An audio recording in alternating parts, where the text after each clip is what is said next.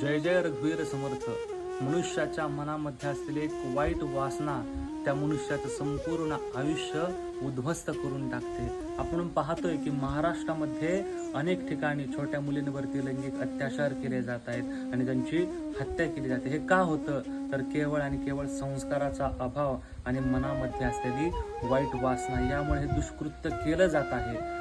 परंतु काही वर्षापूर्वी समर्थांनी या बाबतीत लिहून ठेवलं होतं की मना सांगपा रावणा काय झाले, अकस्मात ते राज्य सर्वय बुडाले, म्हणून कुडी वासना सांडी वेगी, बळे लागला काळ हा पाठीलागी.